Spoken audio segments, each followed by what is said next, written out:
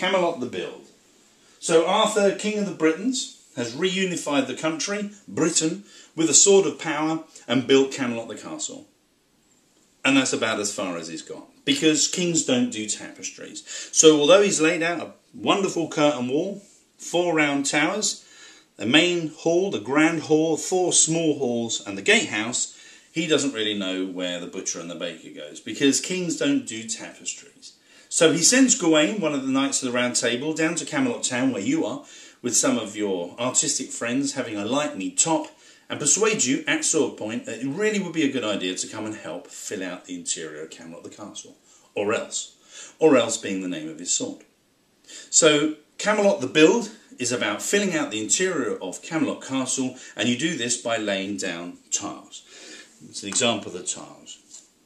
But where can you lay them is determined by the wall, or lack of it, that exists on the piece. So for example, this tile has curtain wall in it, so you can lay in any one of the locations that has curtain wall.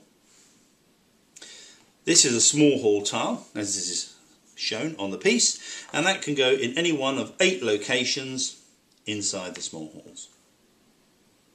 This is the dragon banner and is in part of the Great Hall, and so can go in any one of these 6 locations laid out on the Great Hall.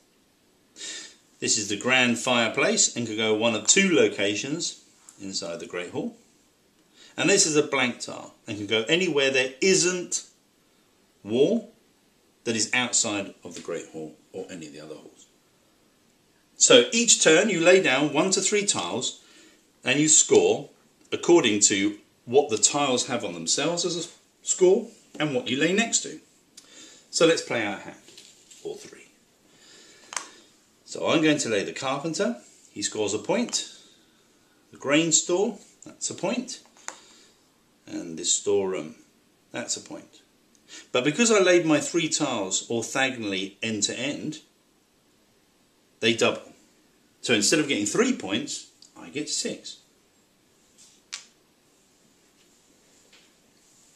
Now, you score, as I said, points for what you lay and what you lay next to. So if I lay this blank tile here, it scores a point off the carpenter tile. If I lay this blank tile here, that scores a point off the granary tile. If I lay down the dead body of Uther Pendragon, that's actually worth 3. So 3 plus 2 is 5, but because I've laid them down in a orthogonal touching end-to-end pattern of the 3, I double my score to 10. Hurrah! Now, so far, all the tiles have just scored orthogonally. In Camelot the Build, there is one tile, the garden tile, which scores not only orthogonally, but also diagonally.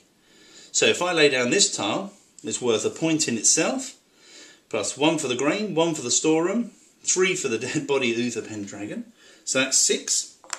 I lay down a blank tile to connect me to the scriptorium, which is in a small hall. That's worth 3. That gives me a score of 9. But because I've laid them down in a pattern, all touching, I get to double the score to 18, plus 6 equals 24.